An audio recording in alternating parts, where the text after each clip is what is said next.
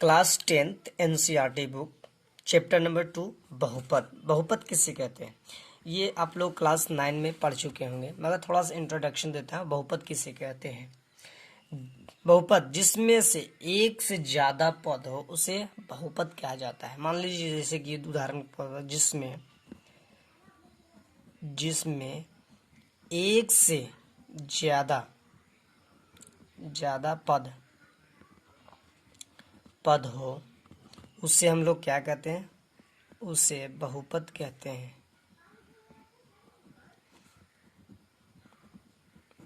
उसे बहुपद कहते हैं। उदाहरण के तौर पे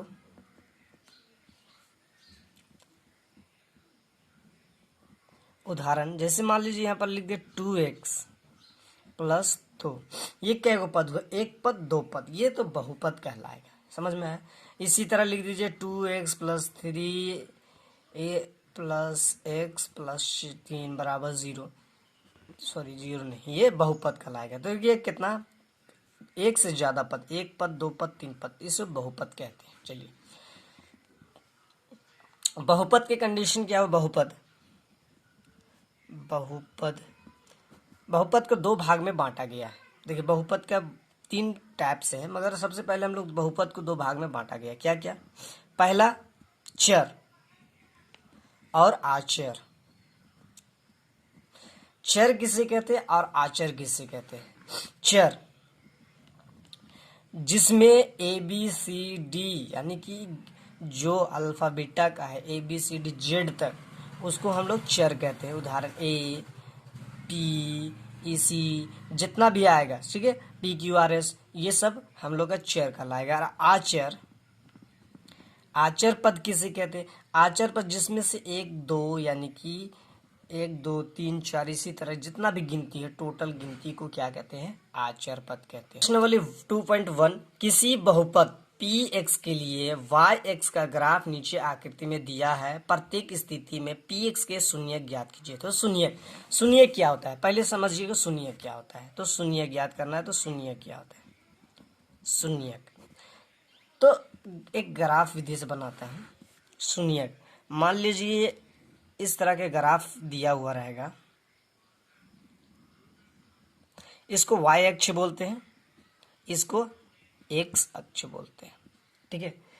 तो शून्य ज्ञात करने के लिए शून्य ज्ञात करना है, तो शून्य ज्ञात करने के लिए y अक्ष पर नहीं बल्कि x अक्ष पर जो बिंदु आता है उसे शून्य कहते हैं। मान लीजिए यहाँ पर हम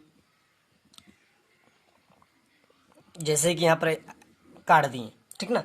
तो देखिए जो काटा गया भाग, जो काटा है वो y वाला नहीं बल्कि x अक्ष पर जितना भी काटा गया है, जय बार काटा गया है, वो हम लोग का क्या कहलाएगा? शून्य कहलाएगा। जैसे कि x अक्ष पर वह बिंदु, काटा गया बिंदु शून्य कहलाता है। x अक्ष पर लिख देते हैं, x अक्ष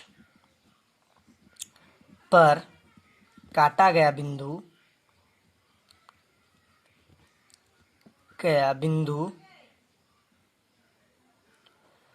क्या कहलाता है? शून्य कहलाता है। शून्य कहलाता है, ठीक है ना। अब आइए सॉल्व करते हैं इसी क्वेश्चन को हम लोग 2.1 प्रश्नावली 2.1 का।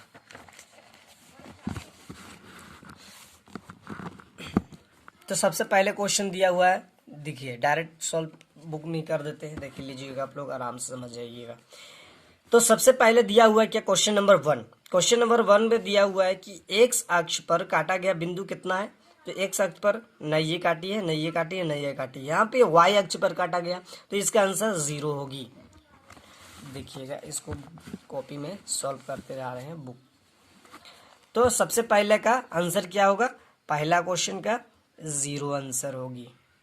फिर दूसरा का देखिए, दूसरा क्वेश्चन क्या दिया हुआ हम लोग का? दूसरा क्वेश्चन तो x अक्ष पर कितने बिंदु काटा है? तो कितना बिंदु? देखिए x अक्ष पर एक बार बिंदु काटा गया ना, इस प्रकार गया है, और x अक्ष को एक बार प्रतिच्छेद किया है। तो इस प्रतिच्छेदी को हम लोग शून्य कहते हैं। तो एक बार प्रतिच्छेद किया, तो आंसर लिख दीजिएगा 2 का 1 आंसर। इसी तरह तीसरा नंबर क्वेश्चन देखिए। देखिए तीसरा नंबर पे इस प्रकार गया है 1 2 3, यानी कि यहाँ पर एक प्रतिच्छेदी है, दूसरा यहाँ पर प्रतिच्छेदी है, यहाँ पर है प्रतिच्छेदी, यानी 3। तो आंसर लिख दीजिए क्वेश्चन नंबर 3 का आंसर भी 3। ठीक है। अब क्वेश्चन नंबर 4 देखिएगा। क्वेश्चन नंबर 4 में क्या दिया हुआ है, प्रतिच्छेद x अक्ष पर 1 और 2, यानी कि आंसर लिख दीजिएगा क्वेश्चन नंबर 4 का, क्वेश्चन नंबर 4 का 2 आंसर। क्वेश्चन नंबर 5 देखिए। 5 का देखिए थोड़ा सा 1 2 3 4, यानी प्रतिच्छेदी कितना है 4, तो यहाँ पर लिख दीजिए क्वेश्चन नंबर 5 का आंसर 4। अब क्वेश्चन नंबर 6 में कितना दिया हुआ देखिएगा, ये 5 हो गया हम लोग का, 1 2 3 4, और इसमें देखिए 1, अब यहाँ पर 1 भी नहीं कटा है, ठीक ना। अब यहाँ पर देखिए 2 और 3 यहाँ पर क्रॉस किया गया है, यहाँ पर थोड़ा सा नीचे की ओर झुक गया, इसलिए इसका क्वेश्चन कितना हो जाएगा, 3 हो जाएगी। 6 का आंसर 3। ये समझ में आ गया होगा बेहतर तरीका से। तो एक्स अक्ष पर सुनिए कि ये एग्जाम में 1 मार्क्स का आता है, ठीक ना। अब आप ले हम लोग अगला चैप्टर इसका